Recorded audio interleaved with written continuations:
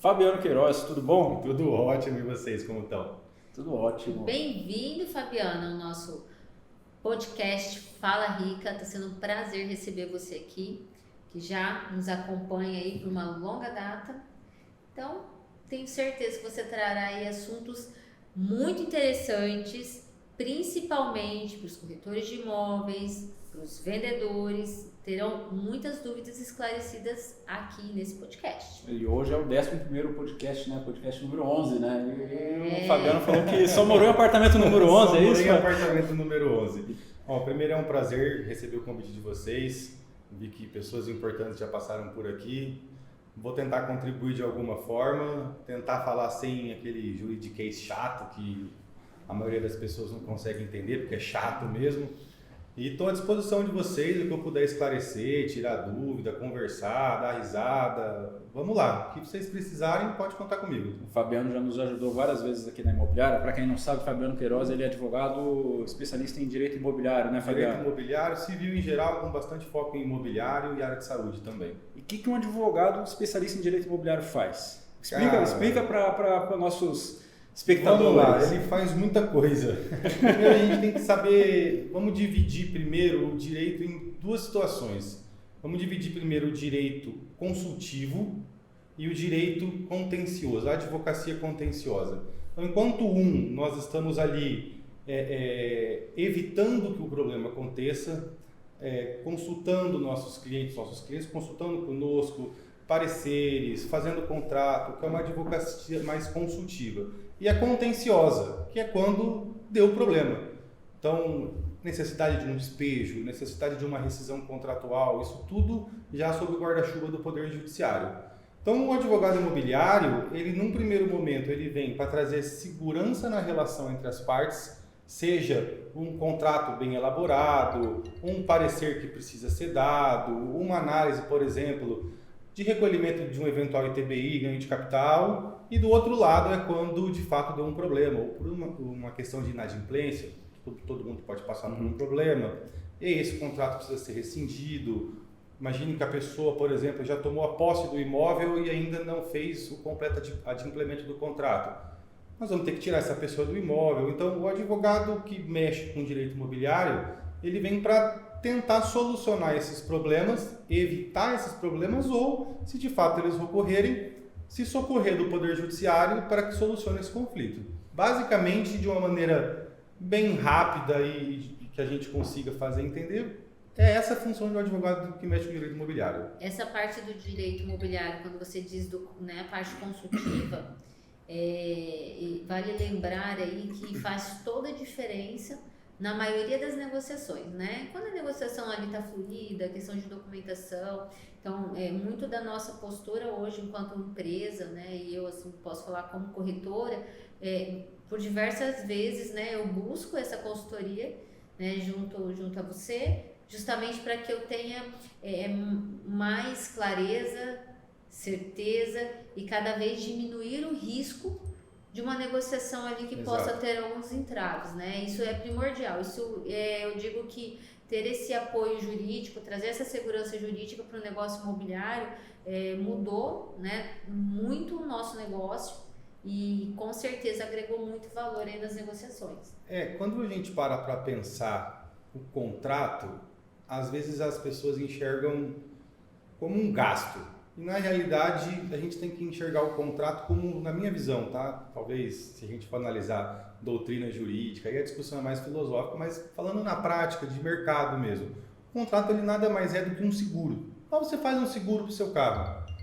Você não quer bater o seu carro para ter que usar o seguro. Então, o contrato, ele vem para isso, para solucionar caso o problema ocorra. A gente vai ter ali declaração de vontade das partes, nós vamos de alguma forma, você vai ter autonomia, nós vamos ali juntar duas pessoas, redigir os termos e torcer para que aquilo não seja utilizado, como se fosse um seguro. Então você foi lá, tem um imóvel à venda, tem uma pessoa disposta a pagar, a pessoa paga, transfere a propriedade e resolveu o problema. O contrato foi usado na essência? Não. Foi usado para documentalmente, administrativamente, uma escritura, verbar num cartório de imóveis, Mas a partir do momento onde há uma inadimplência, aí é onde a gente usa o nosso seguro, que é o contrato. Então, o contrato ele precisa sim ser bem elaborado, ele precisa sim ser de uma pessoa que tenha experiência na negociação, que contrato todos fazem. Agora, eu tenho a certeza que o Fabiano com 50 anos fará contratos melhores que o Fabiano com 34, porque isso traz a experiência de vida.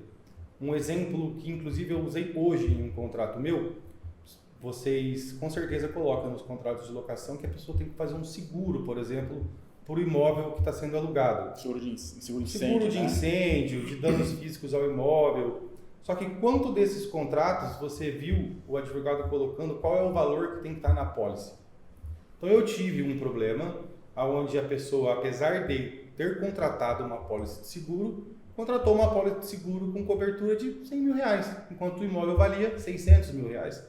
Tinha um seguro? Tinha. Ele era algo que solucionava um problema? Não. Então, o contrato, ele está exatamente para isso. Então, quanto maior a experiência da pessoa que está fazendo, esse contrato tende a ser melhor. Então, ele vem para dar segurança à relação jurídica, seja de compra e venda, de locação ou qualquer relação que tenha. E também, né, Fabiano, não é só a relação contratual, né, onde vocês atuam, né, onde o advogado com especialidade em direito imobiliário atua. É também na due diligence de documentação das propriedades, né? Sem dúvida. Porque aqui na imobiliária, quando a gente fala, vamos fazer a due diligence de documentação, vamos ver se o imóvel está desimpedido, o imóvel, o vendedor ou o comprador de fazer a venda ou a aquisição. Sim. Vocês apoiam nessa parte também para que não tenha um risco jurídico lá na frente, Sem né? sombra de dúvidas. Talvez, eu não diria que essa seria mais importante, porque ali a gente está ainda em situação de pré-contrato, né? Mas é óbvio que a gente só parte para a contratação superada essas questões. Então, por exemplo, uma pessoa hoje, vendedora, que está em dívidas, e esse imóvel, se vendido, levaria ela à insolvência, a quebrar mesmo. Ela não pode vender esse imóvel prejudicando outros credores dela. Então, quando a gente olha, por exemplo, uma certidão de protesto, a gente olha, por exemplo, eventual, se o próprio imóvel tem dívida no nome dele, se essa pessoa está sofrendo, por exemplo, uma execução judicial, até mesmo uma ação de conhecimento, que é uma açãozinha um pouco antes da cobrança propriamente dita mesmo. As terminologias jurídicas elas variam de acordo do momento do processo, mas basicamente a pessoa ela não tem o direito de dispor de um bem dela enquanto devedora. Só que enquanto devedora no sentido de que se vender o patrimônio dela, levaria ela à insolvência, à quebra mesmo. Então se eu tenho 10 imóveis... Se fosse o último patrimônio dela, no caso, Se fosse o último patrimônio dela. É que tem compradores mais criteriosos que não compram de pessoas com dívidas. Eu acho um excesso. Com dívidas já judicializadas. Judicializadas. Ou até execução fiscal ou dívidas em processo. Qualquer tipo de dívida. O que difere é que se eu me reduzir a insolvência num processo de conhecimento, a fraude é contra credor. Se eu me reduzir durante uma execução, seria fraude à execução. É muito técnico, acho que não vem ao caso. Mas o que eu digo é o seguinte, às vezes a pessoa tem 10 imóveis e quer se dispor de um mesmo tendo dívidas, ela poderia. O que ela não pode é se reduzir à insolvência. Isso então, é algo que tem que ser analisado com critério. Vamos tentar deixar mais claro e mais simples. Isso, por favor, me ajudem com isso. Vamos deixar isso mais simples aqui. Então, por exemplo, uma pessoa que tem uma dívida de 500 mil reais. Certo. Se ela tivesse 5 milhões em 10 imóveis de 500 mil, ela pode vender um de 500 mil. Isso, ela vai ter que reservar apenas um imóvel de 500 mil para pagar essa dívida. Isso em tese. Teoricamente, isso seria um negócio seguro. Seguro, em tese. Se ela tem uma dívida de 500 mil em execução fiscal e ela só tem um imóvel de 500 mil, ela não poderia dispor desse imóvel. Não precisa nem ser fiscal, pode ser uma execução civil também. Ou até mesmo uma ação de cobrança que não tenha força executiva. Ela não poderia dispor desse imóvel. Não pode dispor desse imóvel. Então, assim, é de suma importância vocês saberem com quem está fazendo os negócios sem imobiliários. Dúvida, tá? Então, a gente vê muito. E assim, é recorrente. Nego, me manda um contrato aqui, deixa eu copiar seu contrato. Não pega uma assistência jurídica. Não tem, porque na verdade, quando você contrata com alguém, o que você está fazendo é a proteção do patrimônio comprado e a proteção do dinheiro utilizado. Sim. Então, nessa situação, imagina você tendo que ir atrás da pessoa que vendeu sem poder ter vendido. que já não tem patrimônio para você recuperar esse dinheiro que você pagou. Você vai entrar numa salada. Não vai dar certo. Não vai dar certo isso. E assim, voltando um pouco a essa parte de contrato, a gente, aqui, né, nosso cenário aqui, Três Lagoas, e imagino que isso seja a nível Brasil, esses corretores de imóveis que estão, assim, novos, né, recém-nascidos aí para a parte de imobiliário, isso sempre foi. Tem um tal de copia e cola, contratos que não sei eu vi um contrato, então vou pegar, vou copiar. Serve para tudo, rapidinho, sai em 3 minutos, sem garantia, sem prazo. É um contrato assim que realmente, se precisar de ser, né, judicializado, não tem o que fazer, só tem garantido a comissão dele, que é isso daí, não fica fora. Mas assim, então, eu gostaria que também você colocasse assim, abordasse um pouco mais esse perigo dos contratos mal feitos, justamente voltando assim para a área do profissional, porque vamos trazer para a nossa realidade, se uma pessoa nos procura para intermediar uma venda, ela quer que segurança jurídica, apoio nessa negociação, não é para mostrar o imóvel, é para trazer isso. Então, qual é o papel do contrato, né, ou um pré-contrato, vai depender aí se for um financiamento ou não, para esses recém-formados, ou também para quem já é muito tempo no mercado que não dá valor para o contrato, vai na sorte. Assim. Ainda tem isso? Vamos lá. Eu não me lembro qual foi o empresário famoso, se eu não me engano foi o Abílio, quando ele fez a venda da maior empresa dele. Ele fala assim, perguntaram para ele qual seria o maior arrependimento dele. Se ele insistiria em refazer essa venda, hipoteticamente, caso ele pudesse. Ele diz que sim, só que ele fala, eu levaria mais tempo na contratação, na discussão dos termos contratuais. Porque eu brinco, contrato miojo. Vou lá, hoje ainda mais com o chat GPT, a pessoa vai lá, escreve o nome, valor, fala, faça um contrato para mim. Vai sair um contrato? É verdade. Vai sair um contrato. Vai atender? Vai atender. Talvez atenda se não houver inadimplência. Por isso que eu falo, é repetitivo, mas é a questão do seguro. O contrato você só vai usar ele se der problema. Ou seja, o contrato é pensando em todas as piores questões que podem acontecer no negócio, né? Todos os riscos. Não tenho dúvida. Inclusive, por exemplo, o contrato, entenda o seguinte, a lei ela vem com um grau de abstração muito alto. Então, se eu não contratar nada e a gente fizer algo verbal, a lei vai me garantir o mínimo, tá? Que tem que ser feito, o que pode ser contratado ou não, de que jeito. Ela garante de maneira completamente abstrata e o mínimo. Então, no contrato, a gente traz a especificidade de cada caso. Porque como que você, no verbal, por exemplo, ou nos contratos assim, muito falhos, sem informação nenhuma... Contratos imobiliários é raro, tá? Mas a legislação ela permite até determinado valor que o contrato seja verbal. Eu confesso que eu não me lembro de cabeça agora, mas eu posso pesquisar e trazer isso para vocês. Vamos facilitar o trabalho, fazer não, mas verbal, gente, no dia de hoje que a pessoa fala, ou ela não lembra, ou ela finge que não tem mais a ponta do bigode, mas como por antigamente. exemplo, imagina o seguinte, eu conversando com você aqui, eu tenho um imóvel, que vocês estão pensando em contrato de compra e venda, mas eu falo, Josi, pode ficar na minha casa por um valor de R$1.000 por mês, não tem problema. A gente contratou verbalmente, mas nós temos um contrato ativo. E como você vai provar isso, Solon? Exatamente. Se ele falar, não, era 500. Isso, exatamente. Aí é onde por isso não é algo recomendável. Né? Então, a própria declaração unilateral de vontade, se você perdeu o seu cachorro na rua e falar, pago R$2.000 para quem me trouxer o cachorro, e a pessoa chega lá, te leva o cachorro, você não paga ela, você está sujeito a uma cobrança judicial. Você fez uma declaração pública de que você faria algo em troca de algo. Então, quando a gente traz, para trazer o que eu digo de segurança, é nesse sentido. Então, eu vou te pagar R$1 milhão em 10 parcelas de R$100 mil no dia certo e tal. A multa, se você não me pagar, vai ser de 10, 15, 20, 30%. E quando eu digo que a legislação ela traz um grau de abstração, ela também me traz um grau de limitação. Eu não posso colocar uma multa de 500% se você não me pagar. A justiça entende que isso não é algo razoável.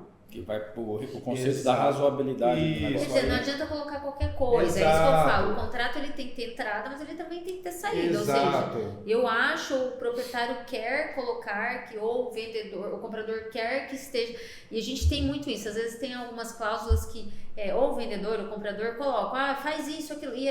E é legalmente impossível fazer, né? Exato. Não vai servir para nada. E aí, quando houver uma inadimplência e a gente levar esse contrato para o judiciário, ele vai fazer um controle ali sobre aquele contrato daquilo que é possível dentro do nosso regramento, do ordenamento jurídico, e aquilo que for inviável, for abusivo, principalmente em relação de consumo, o juiz risca aquela cláusula e aproveita o contrato naquilo que dá.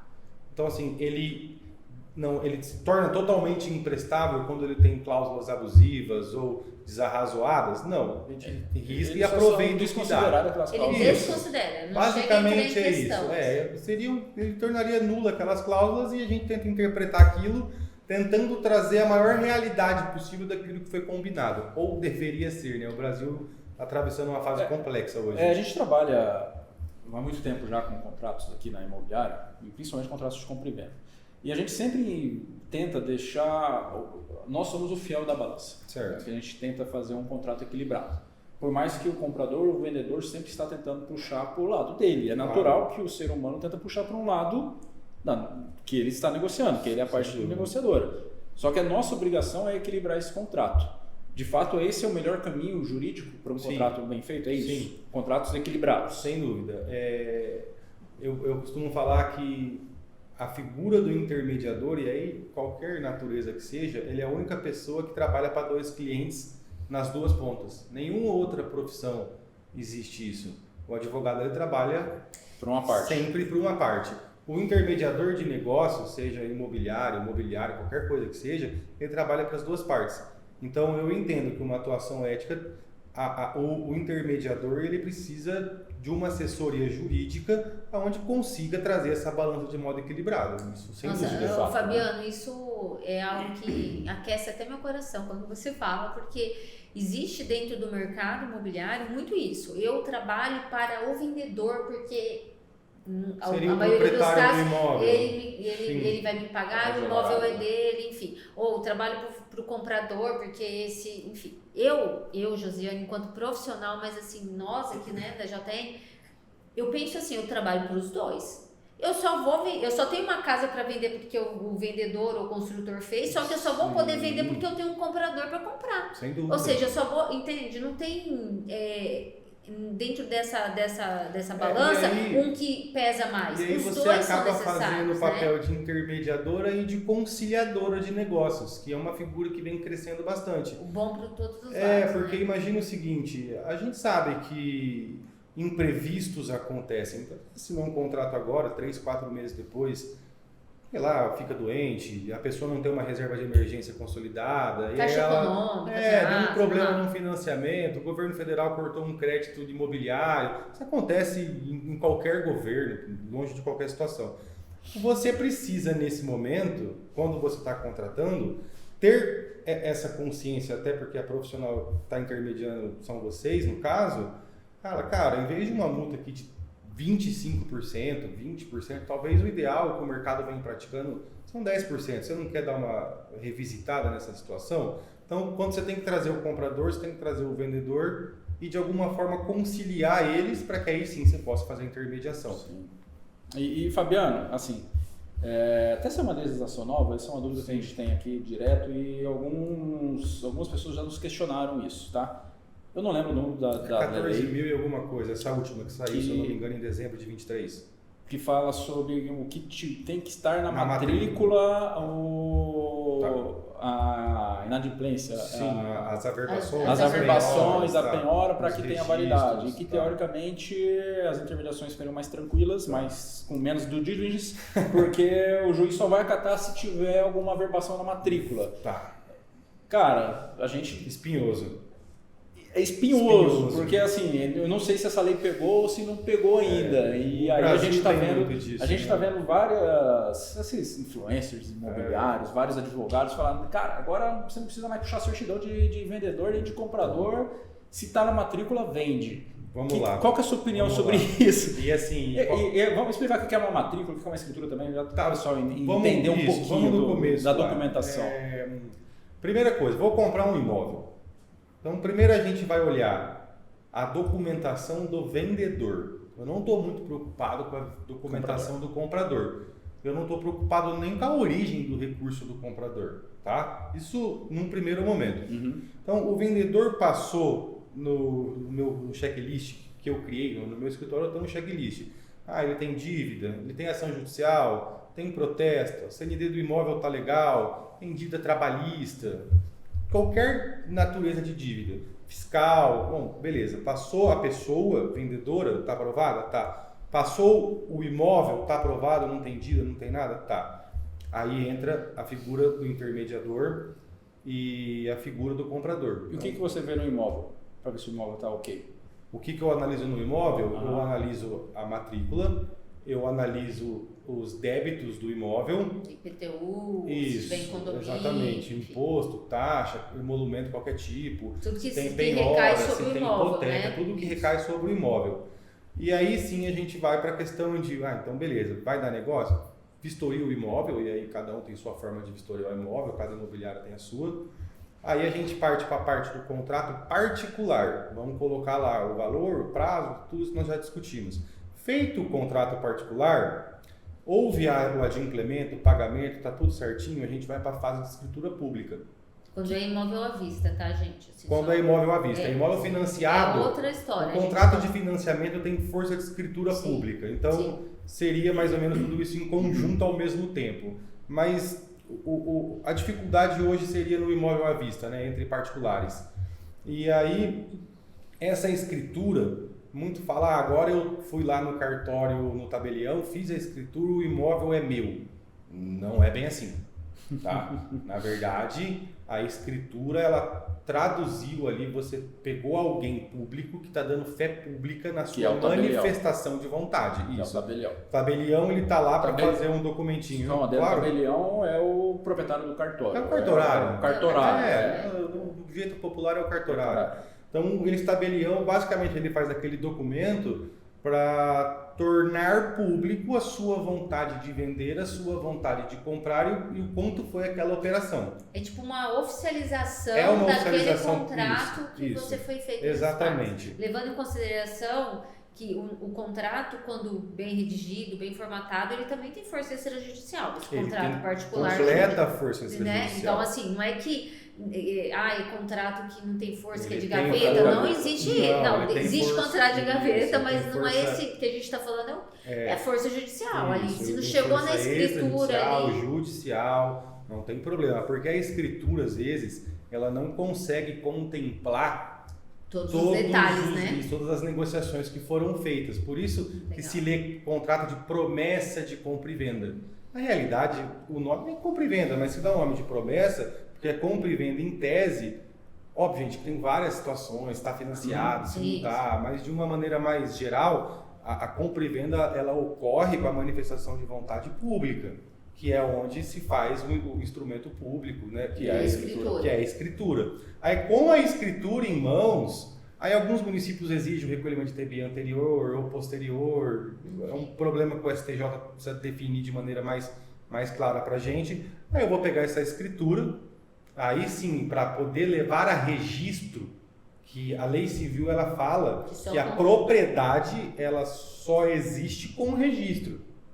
Então eu pego essa escritura, recolho os impostos que tem que ser recolhido daquela negociação, aí eu vou lá no cartório de imóveis, que aqui em Três Lagoas hoje nós já temos 2, tá? Aí eu vou e peço a averbação na matrícula. Eu pego a escritura como se eu pegasse um pedacinho da escritura e colocasse ali na matrícula. Então, Fabiano, só compra quem registra. Literalmente, só compra assim, quem registra. Sem isso é importante falar, porque tem vários compradores, principalmente os antigos, que não registram, não gostam de registrar os imóveis. Porque custa caro, né? Porque é mais barato. Não é. Mas o risco é grande. O risco é o grande. maior risco que existe. Se eu vender, e nós não, a gente não faz isso, mas digamos que há uma negociação imobiliária entre o A e o B, o A vendeu para o B, escritura lá normal, certo. E o A vendeu para o C. Esse escriturou e registrou, quem que é o dono? Cara, aí a gente vai entrar numa discussão. Mas só um adendo. Por que o Niego está dando esse exemplo? Porque assim, se não está registrado na matrícula e a escritura ela pode ser lavrada em qualquer lugar, em qualquer cartório de qualquer cidade, ou seja, então, o registrar é só na cidade. Então vamos supor que esse vendedor seja de má fé. Vamos lá. Né? Ele vai pegar a matrícula, ainda vai constar a posse dele e ele pode vender para outros em outros lugares, porque não tem, né? Não se cruza essa informação da escritura. Hoje já um pouco, Já tá? mas ainda assim isso é possível acontecer. Tá. Então, só para rememorar, o cartório de imóveis, onde se registra, você só registra o imóvel na localidade do cartório de imóveis. A escritura, eu posso comprar um imóvel em Três Lagoas e fazer a escritura no Amazonas, em São Paulo, em Pernambuco, em qualquer lugar. Hoje já existe um sistema de rede integrada onde eu consigo verificar isso. Fazer as consultas. Isso, mas nesse cenário que você me trouxe, seria possível? Sim. A gente tem aí um problema criminal de estelionato da pessoa que está vendendo por 2 vezes. Não é minha área de atuação, mas eu imagino que seja um crime de estelionato. Porque ele agiu de má fé. Isso. Agora, quem é o proprietário num primeiro momento? Quem averbou primeiro, quem registrou primeiro. Mas quem comprou primeiro e deu fé pública naquela compra por meio do instrumento público, a anterioridade da escritura pública dele, ele vai conseguir mover uma medida judicial, que nesse caso seria um embargo de terceiro, e conseguiria de alguma forma tentar anular esse registro. Existe uma obrigatoriedade para registro? De prazo, você fala? Não de prazo. Por exemplo, eu sou obrigada a registrar o imóvel? Não. A escritura? Não. Eu posso colocar isso em contrato, que ele é obrigado a registrar? Você deve colocar isso em contrato. Só um adendo só.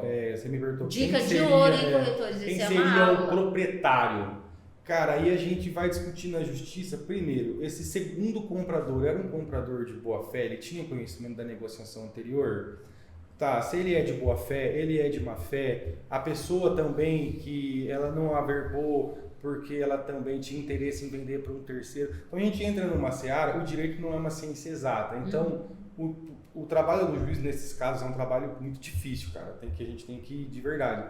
O juiz bom, ele vai querer ouvir a parte, entender. Ele também não pode fazer uma sentença miojo ali em 3 minutos. Então vamos ouvir a pessoa, se tem má fé, se tem conluio, se tem fraude, se não tem, tá? Mas, por fim, aquela lei que você me perguntou, que o que vai valer agora é a matrícula. Cara, é um tema muito espinhoso. O Brasil, a gente tem grandes dificuldades em cravar para um cliente nosso, igual você falou, essa lei parece que não pegou. É incrível a gente falar assim, uma lei não pegou. Cara, lei é lei, é uma situação impositiva e as pessoas sequer podem alegar o desconhecimento dela. Então, a lei pegou. Eu não me sinto confortável no Brasil a simplesmente falar, me dá a matrícula do imóvel. E tá tudo certo. E tá tudo certo. Porque imagina, nós estamos falando de uma prática de 50, 60 anos no Brasil, onde eu analiso a qualidade do meu vendedor, eu analiso a qualidade do meu imóvel, e aí de repente eu paro fácil, de fazer Fabiano? isso. Vamos combinar que assim... É simples. Assim, fácil eu falo assim, É simples. poxa, o mínimo, talvez, não estou dizendo assim, simples. cavucar lá, ver se todo o histórico mas é muito simples, É hoje está acessível, É né? simples quando a gente pensa que eu tenho uma pessoa física vendedora e uma pessoa física compradora. A hora que eu começo a entrar com pessoa jurídica, aí são outros. Aí eu começo o buraco é mais embaixo. Porque aí eu imagino o seguinte, pessoa física que vendeu, montou uma holding, às vezes para se travar de algumas dívidas. Será que eu poderia anular essa transferência de propriedade? Eu tenho que pedir documento de sócios também, quem ou só da assina, pessoa né? jurídica? Ele tem também se ele tem autoridade, poderes para assinar, se ele é sócio administrador. Eu já tive dentro do meu escritório, não foi bem em contrato, mas cheques de pessoa jurídica, a pessoa assinou, a hora que meu cliente me procurou porque o cheque voltou até por sem fundos. Aí eu fui executar o cheque, só que eu sempre tomo cuidado, me manda o contrato social da empresa. Quem assinou o cheque não tinha poderes para assinar o cheque. E eu não poderia executar esse cheque, ele é como se não existisse. Nossa. Né? Então, assim, eu tenho outros meios de cobrar? Até tenho, mas você precisa ter um cuidado, principalmente quando eu estou falando de PJ. PJ, o principal, tem vários, mas eu acho que não tem como seguir em nada sem o contrato social da empresa para você analisar. De maneira nenhuma. Não é mandar. A pessoa manda o cartão CNPJ e não perde tempo assim. Não lê o contrato sem o contrato social, eu nem começo a analisar um contrato de compra e venda. E assim, a gente vê várias transações que chegam para nós aqui.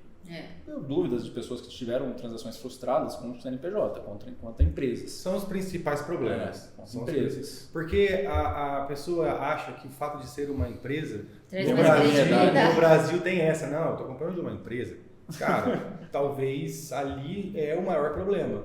Os grandes problemas que a gente enfrenta são esses, tá? Então, é muito comum hoje, ainda mais agora que está se popularizando a figura da holding, que na verdade é só uma empresa que é proprietária de imóveis. Não, a questão de holding ela é uma questão mais técnica, é uma empresa que administra outras empresas, tá? Tem participações societárias em outras empresas.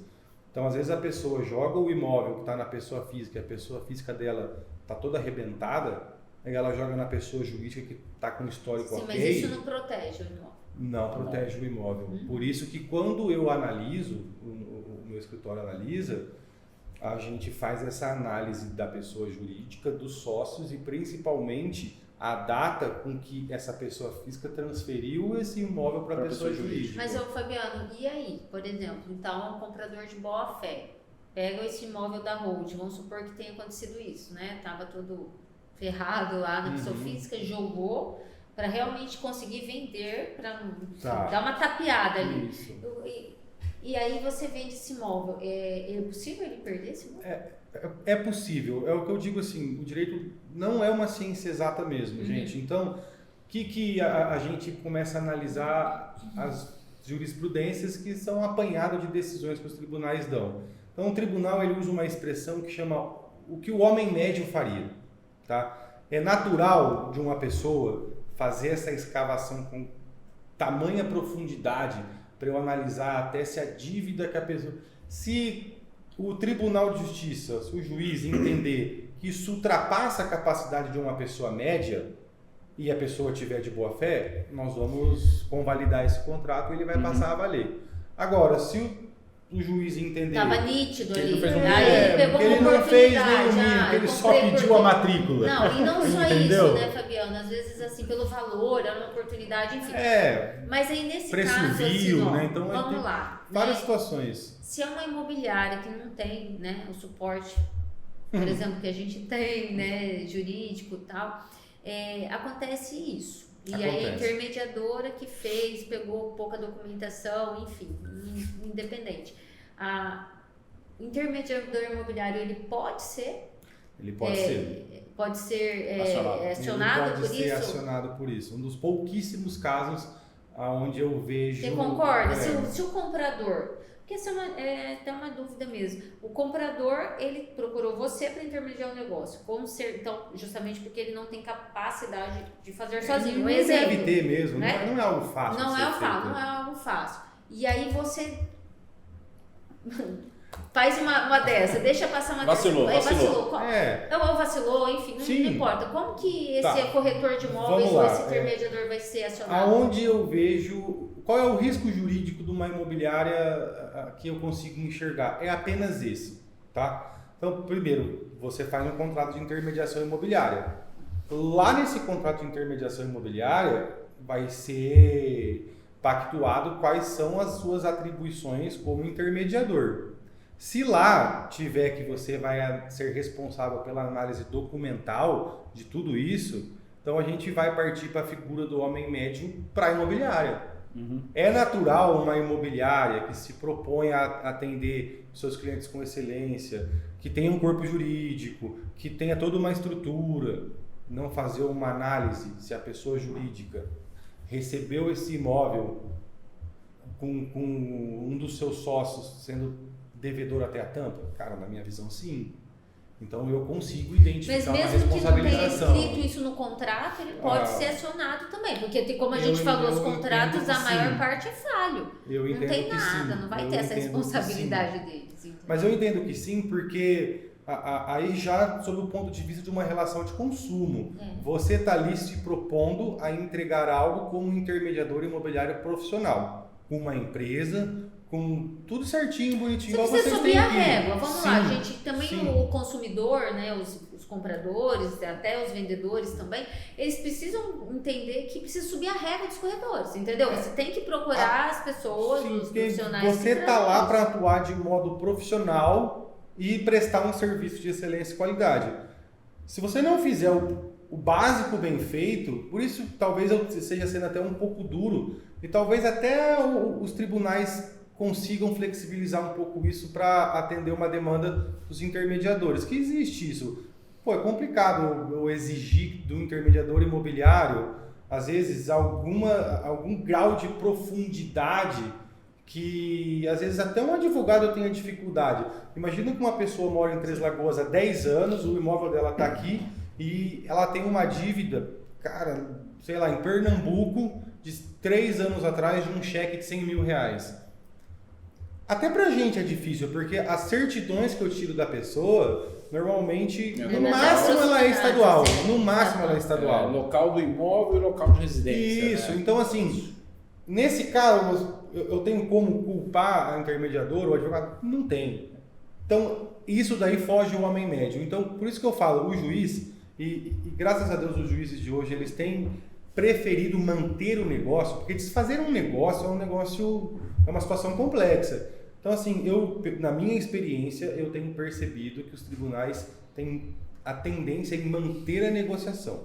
Nós só vamos desfazer essa negociação se eu enxergar conluio fraudulento, fraude, diminuir as problema. Frustrações, né? De ambas as partes. Eu enxergo dessa forma. A gente recebe muita gente de fora aqui, né? A gente faz contratos com Três Lagoas, tem uma tendência de receber as pessoas de fora para fazer os negócios. E a gente tem uma prática que eu acho bem interessante, você me falar que se é uma prática salutar ou não, a pessoa veio da Bahia, então a gente puxa a certidão da Bahia e a certidão daqui de Três Lagoas, de onde é o endereço local dela. Isso é super salutar, né? Salutar. Principalmente se você tem conhecimento de onde essa pessoa veio. É natural, por exemplo... A pessoa solta na conversa. Por isso que eu falo, a intermediação, ela tá nisso. Você vai, conversa com entende a pessoa, de onde ela veio, porque ela Então tá você faz uma consultoria, né? Quando Exatamente, você está ali realmente interessado. É a consultoria de forma completa, na sua plenitude mesmo. É entender a pessoa que compra, entender a pessoa que vende, entender os anseios dela e o porquê da negociação. Tem muito disso, o porquê da negociação. Você consegue, às vezes, identificar que a pessoa está tentando, às vezes, se desfazer de um imóvel, vale 1 milhão, está vendendo por 400. Pô, você vai lá. Não existe almoço grátis. Isso daí, ó, vale para os investidores. Será que ele está querendo se desfazer logo daquilo? Às vezes, para evitar uma dívida que ainda não foi ajuizada, mas que será ajuizada? Não é que o pessoal fala assim, está enforcado. Bom, se já está enforcado, a gente precisa entender. Porque, assim, às vezes os investidores querem o quê? Querem essas oportunidades, as famosas galinhas mortas, cachorro morto. E não necessariamente a nossa frase mesmo, não existe almoço grátis. Talvez aí por trás dessa, que parece, não que não tenha, mas é muito mais difícil ter uma oportunidade muito imperdível. Às vezes seria um embaraço. Quanto maior a oportunidade, mais difícil a negociação. Mas, Josi, né? Assim, o brasileiro, as pessoas gostam das coisas fáceis. Olha o jogo do Tigrinho aí. O jogo do Tigrinho. O jogo do Tigrinho, dado 17 vezes maior que o número de pessoas físicas na Bolsa do Brasil. Exatamente. Então o jogo do Tigrinho está aí para provar que as pessoas gostam de negócio fácil e não é fácil. E a partir daí a gente tem vários erros de negócios imobiliários. E quais são os maiores erros que você encontra lá no seu escritório? Esses negócios imobiliários mais mal feitos aí. Que você mais vê? Não é nada muito grande, sabe? O corriqueiro. O dia a dia. O grande é outlier, né? O dia a dia. Por incrível que pareça, o corriqueiro no nosso escritório... Porque assim, quando a compra e venda parte de um contrato do nosso escritório, a gente só vai enxergar problemas se o imóvel tiver algum vício oculto. E isso é um problema. O que é o vício oculto? A gente vai entrar lá nessa parte de garantia. Então, basicamente, o grande problema do divórcio quando sai do contrato do nosso escritório é questão de garantia. Tá? Mas, tirando isso, se um contrato às vezes mal feito, por exemplo, eu já peguei contrato que a pessoa fala que ia pagar 100 mil reais para outra. Quando? Não entendi, tem como... Então, a dívida, ela existe a partir do momento que ela possa vencer. Se ela não pode vencer, aí eu tenho um problema nesse contrato. Aí eu tenho que levar isso, se as partes não se compuserem amigavelmente, fizerem um acordo, eu tenho que levar isso para o crivo do judiciário. Então, a tendência das situações corriqueiras, elas são um monte, Josi.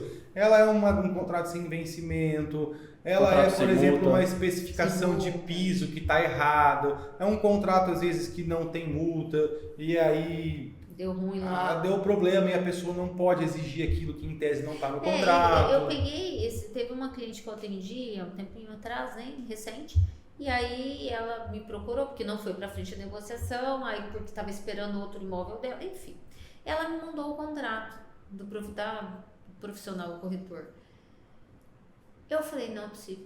Aí assim, eu até assim, de uma forma eu tentei segurar um pouco, porque assim, e era um cargo, eles tinham, né, uma profissão, não era uma profissão, assim, um gerente que está aí acostumado com contrato e tal, e aí era assim, um leigo, né? Não era um totalmente leigo. E aí eu pensei na hora, eu falei, gente, como que você deixou? Né? Tipo assim, como que você assinou isso? E aquilo assim, eu falei, mas espera lá. Eu falei, eu não tô te acusando, porque realmente você fez por meio de um profissional.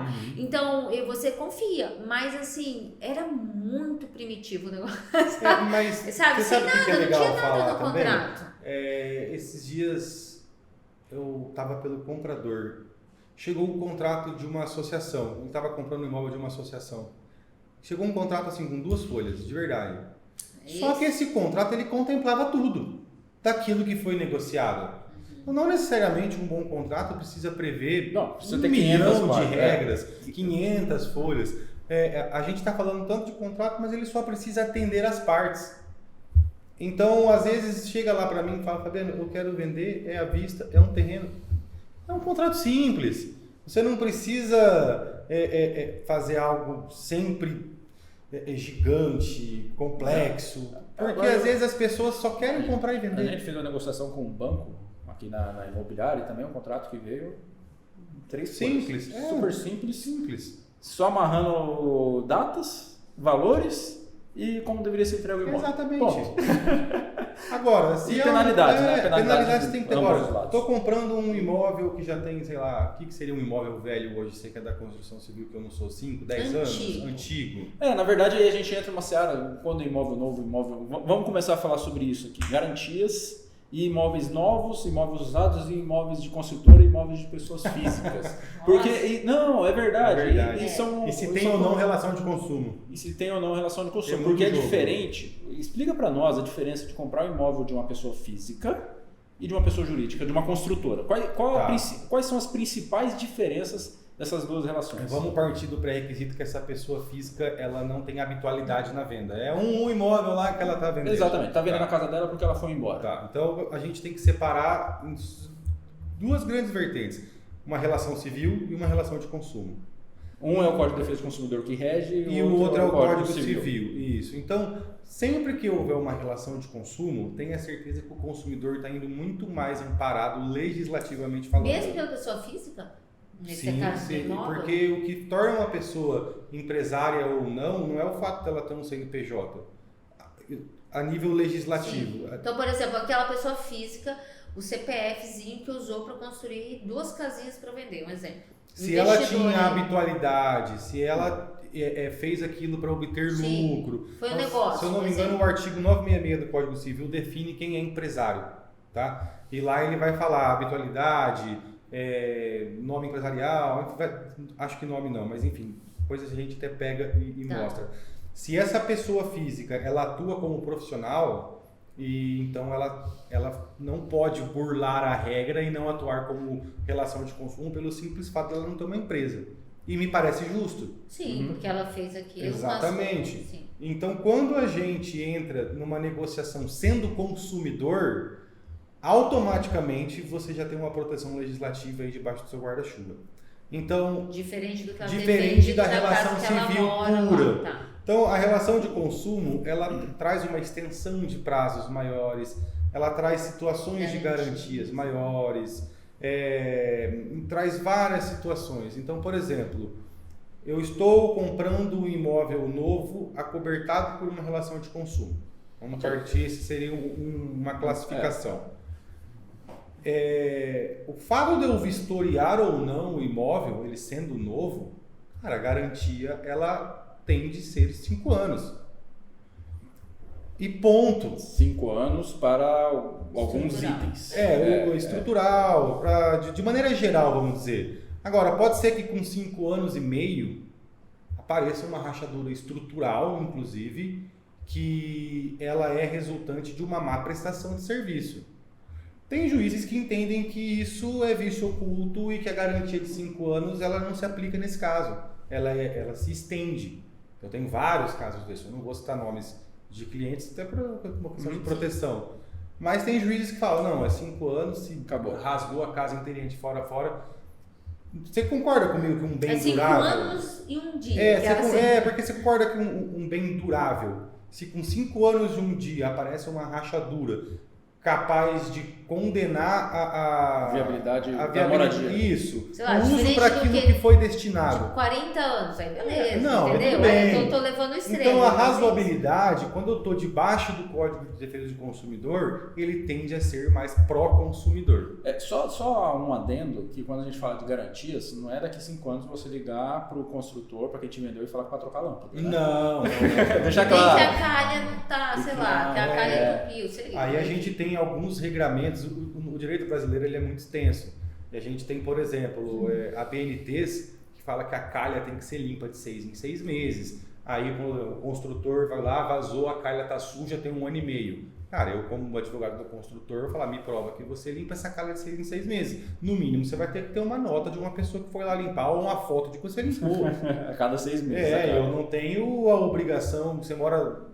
Tem muitas casas em Três Lagoas que tem aquelas oitis, aquelas folhas. Cara, aquilo ali entopa uma calha, pode ser construída pela maior construtora do mundo, em Dubai. Vai dar ruim, vai dar problema. Então, assim, é óbvio que eu estou falando em condições normais, onde a pessoa cuidou do imóvel, existe ali um zelo do comprador, deu um pipinão no telhado. De quem é o problema? Vai passar por uma perícia, vamos avaliar se aquilo de fato foi um mau uso do imóvel ou não. Olha, se a gente está dando exemplo do telhado, né? Que impressionante. Que telhado em Três Lagoas é algo que dá é algo que não acho é que no muito Brasil corriqueiro. Aqui em Três Lagoas, porque quando chove, é muita chuva. E às vezes a gente passa por isso. Por exemplo, o cliente está lá com o casa faz 3 anos. Nunca teve histórico dali. Nunca deu manutenção no telhado dele. Vamos supor, não sei se deu ou não, mas que depois de 3 anos deu uma chuva e ele veio falar que vazou e tal. Então assim, eu falo, gente, é improvável que seja alguma coisa realmente construtiva. Construtiva, porque nesses 2 anos houve chuvas, né? Então assim, e tem uma questão também na garantia que quando se faz a casa, se faz com um padrão médio de chuva que tem uma tabela de chuva. Exato. Se a chuva for acima daquilo, também já não entra na garantia. A gente volta na questão do homem médio.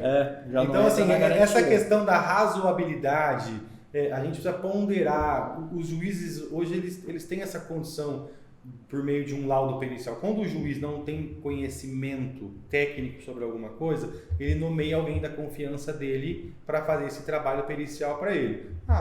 Numa situação médica, ele nomeou um médico habilitado no Tribunal de Justiça, ou um engenheiro numa situação de casa, um arquiteto, um contador. Então, o juiz ele vai pegar o laudo pericial, um corretor, inclusive, para fazer a avaliação de imóveis em situação, por exemplo, de herança, direito de família, alguma situação. Então, o juiz hoje ele se baseia muito nos laudos que são produzidos e o juiz faz quesitos. Então, um dos quesitos que eu faria, se o meu cliente falasse, cara, mas choveu algo que não existe há 50 anos. Eu coloco, é normal, eu faço um quesito para o perito responder, se é normal aquela chuva em Três Lagoas, se isso é comum, se era possível isso ser previsto. Então tudo isso tem que ser ponderado. O caso está acontecendo agora, o que choveu em Porto Alegre, no Rio Grande do Sul, que deu esse dilúvio agora. Não, já levou ao extremo, né? Mas aí é caso fortuito ou de força maior. Aí é uma situação igual, por exemplo... Isso é lógico, vai depender das garantias do banco, né? Porque... se for financiado, aí a gente tem a questão também das garantias bancárias inerentes ao próprio contrato de financiamento. São os desastres naturais, Isso. E numa situação dessa, igual está acontecendo no Rio Grande do Sul, a depender vai ter que haver uma negociação com os bancos, porque eu não imagino que os bancos tenham um fluxo suficiente para aguentar o que vai Essa vir. o que vai vir.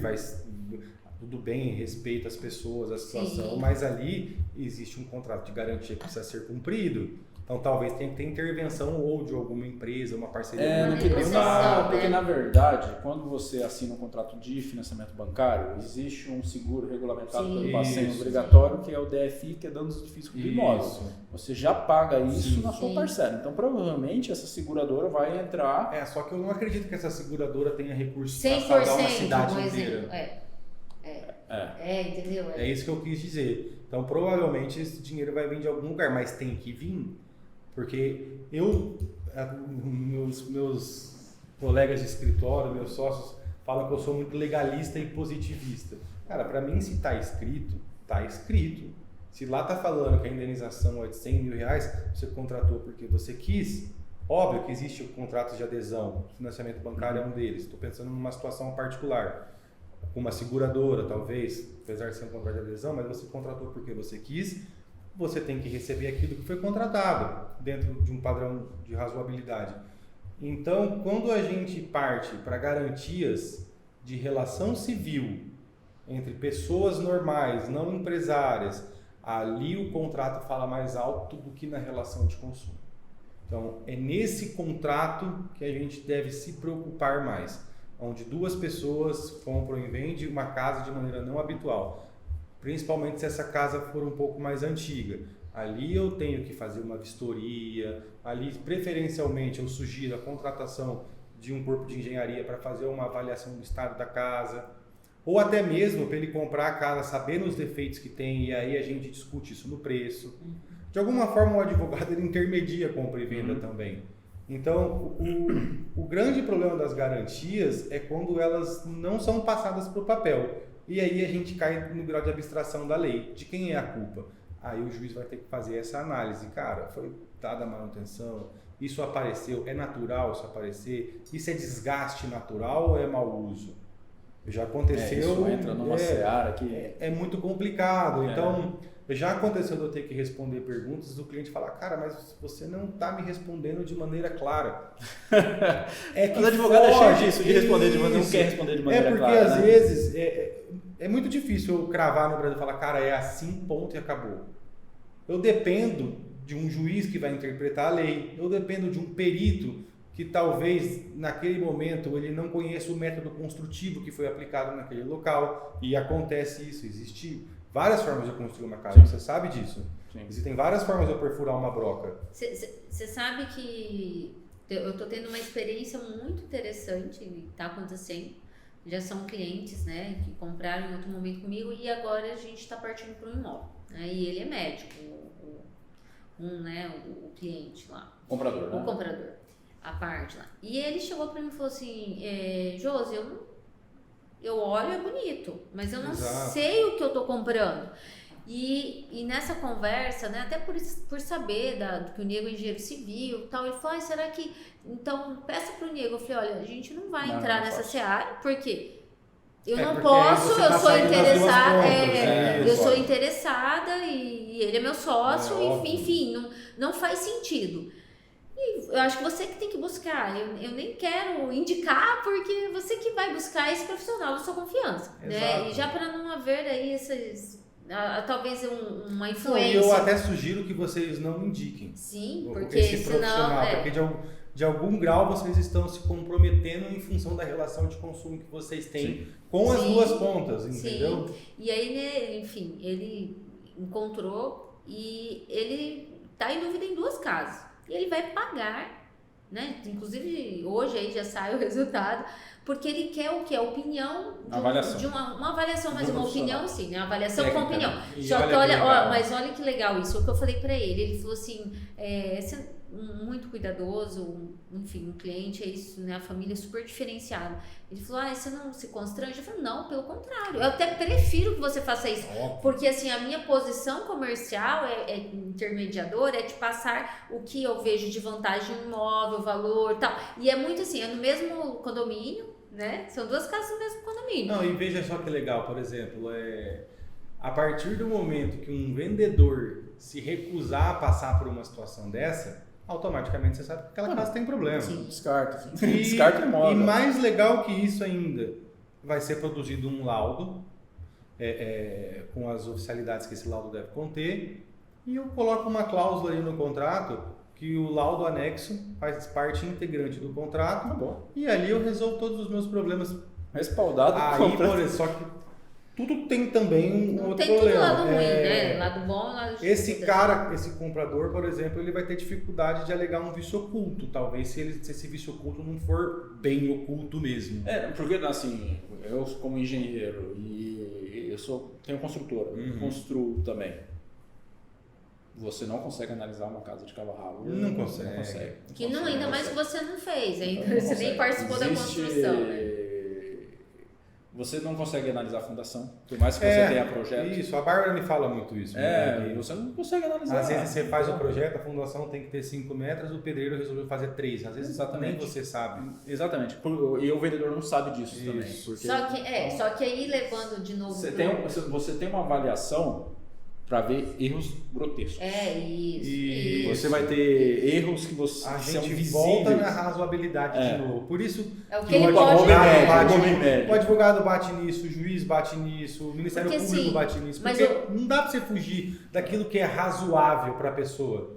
Mas eu achei muito interessante essa postura, ainda que tenha um custo, mas é o que ele me fala, poxa, diante do custo, do valor do imóvel, isso é... E olha que legal, o que é razoável para um engenheiro analisando uma obra, não é o que é razoável para o Fabiano, advogado, analisando uma obra. O médico, então, exatamente, o que é razoável para uma confecção de um contrato para mim não é para você. Então, essa razoabilidade também, ela tem um alto grau subjetivo. E isso também é avaliado numa eventual necessidade de levar isso para o judiciário. O juiz avalia tudo isso. E isso é bacana, porque eu preciso trazer individualidade para as relações existentes. Legal. E só completando, quando eu estou num cenário onde eu faço um laudo pré-compra, e isso provavelmente é antes de assinar o pré-contrato, a segurança que traz para o intermediador e até mesmo na precificação do imóvel é tremendo. Óbvio que é um valor que às vezes para um imóvel mais barato não compensa, mas eu sem sombra de dúvida, se eu for comprar um imóvel hoje, a primeira coisa que eu faço é um laudo de engenharia. Eu estou trazendo segurança não é só para quem compra, é para quem vende também. Para os dois, né? Então é interessantíssimo isso. Parabéns para esse cliente seu, é legal. Não, foi muito legal. E assim, agora... que vira uma prática, né? Porque assim, a gente também queria valor. Por mais que eu, como profissional, eu vou falar aí sobre a minha experiência, eu sempre deixo muito à vontade isso para o cliente e, na verdade, até falo, porque às vezes a gente está no papel de querer vender, né? E a gente vai ter não digo uma imparcialidade, a não ser que seja igual uma coisa muito grotesca, uma coisa muito visível, né? E a maioria não é, por isso que chama oculto. Exatamente. E que às vezes realmente não vai nem aparecer dali, vai aparecer, tipo, às vezes tem algumas garantias, né, que a gente vai conversar, sei lá, 90 dias. Aí foram 95 dias, entendeu? E que vai ser usando o imóvel, eu digo por experiência minha, eu vendi um imóvel meu pro meu sócio. Passou uns 8 meses, cara, eu morei no imóvel 9, 10 anos, nunca caiu uma gota de água. Eu vendi um imóvel para ele, veio uma chuva, cara, vazou. Fomos ver o telhado, de fato estava condenado. Cheguei para ele, André Milton, falei, cara, não estava assim, mas você comprou um imóvel num valor ok? Não fez rachar? Vamos rachar o custo desse telhado aí? Vamos, cara, beleza. Às vezes uma boa conversa também resolve. O advogado, ele tem ele é ensinado a ser bélico do primeiro dia que ele pisa na faculdade e da hora que ele sai. E eu fui essa pessoa bélica, combativa em excesso. Hoje, com a figura do conciliador também de conflitos, cara, às vezes você coloca a pessoa numa mesa, você troca uma ideia, porque nem tudo é má fé, nem tudo é má vontade, é isso, né? Então, eu consigo enxergar a advocacia hoje, a imobiliária em específico, algo muito mais calcado num diálogo onde eu consiga apresentar isso quando eu estou em fase trabalhando para os dois clientes. Óbvio que se me contratarem para o contencioso, Eu sou bélico. Eu sou bélico, bem bélico. Mas quando eu tô ali para fazer a conciliação das partes, cara, a conversa ela precisa ser clara, ela precisa ser extremamente sincera e transparente, porque senão o que vai acontecer? Eu vou parar no judiciário. Eu vou parar no judiciário, é inevitável. E o judiciário aqui no Brasil a gente já sabe. A gente sabe. Né? Eu não estou nem trazendo a qualidade técnica do judiciário que eu acho que é boa. Eu estou trazendo a morosidade mesmo. Não, a demora de se julgar. Eu falo É disso, muito sobre demorado. sobre Às vezes você leva aí 3, 4, 10 anos para uma ação. Já vai perdendo o sentido na hora de Aí chegar. a raiva que você tinha da pessoa já não passou. é a mais, às vezes, daqui 2, 3 anos. Já virou amigo de novo? Já virou, acontece muito. Mas que legal, Fabiano. Ô, Josi, a gente já está indo pro final aqui do nosso bate-papo. Eu queria fazer um negócio diferente com você. Vamos lá. Então é diferente, surpresa pra Eu Josi também, também. eu tô surpresa. A gente vai fazer um aqui, ó. bate-bola. Vamos lá. A gente vai fazer pergunta rapidinho e você responde. Sabe aquele bate-bola? Vamos Fala, lá. um É filme, tipo uma cor. Marília, porque a a Marília Marília Gabriela Gabriela. de Não entendi. Empresta um óculos aí, Fabiano, porque... Então a gente vai fazer lá 5, 6 perguntinhas, eu faço 3, a Josi Gente, faz 3. eu nem sei, porque eu não tô Vamos lá, preparada, mas vamos vamos lá. Um Vamos. filme, ele vai responder um filme. Uma música, uma Filme? banda. Ah, um tá, bate-bola. tá. já Vai sei, ser tá. novidade. Vamos O Léo lá. tá até rindo lá Vai dentro. lá. Vai. Vamos lá. Você Vou faz uma, eu começar. faço outra, vai. Um filme. O filme do Elvis que saiu recente. Uma imobiliária. Ai, não posso perder. JN. Você fala com convicção, por favor. Não, mas eu não tenho como não ser da JN, é impossível. Ah, Se eu te perguntar um escritório de advocacia, você vai falar Brasil Salomão? Com certeza. É a mesma coisa. Uma música. Ah, cara, um sertaneja ou uma música em si Uma música. mesmo? Nossa, Uma uma música. Que Você pensa música? dificuldade, Eu penso música. Qual eu a penso última música que você escutaria? A última música que eu escutaria é a música que eu entrei quando eu casei com a Bárbara. Onde anda você? Ah, que lindo. Ah, eu fiquei até emocionada. Isso não serve pra mim, gente.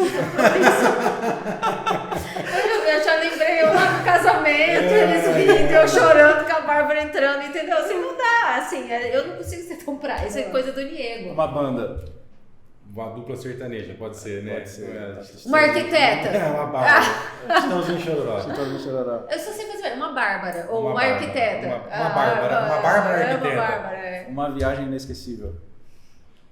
Cara, essa última minha pra Nova York foi bem legal. Eu, a Bárbara, o Andrezinho e a Graça, a gente se divertiu muito, foi bem legal. A gente andou 17 km por dia lá, cara. Foi bem Voltou bacana. mais magro, né? Voltou mais Não, porque se come bem. Isso é bem Eu legal. ia fazer um comentário, mas se eu vou te colocar numa situação tão difícil, eu vou pular.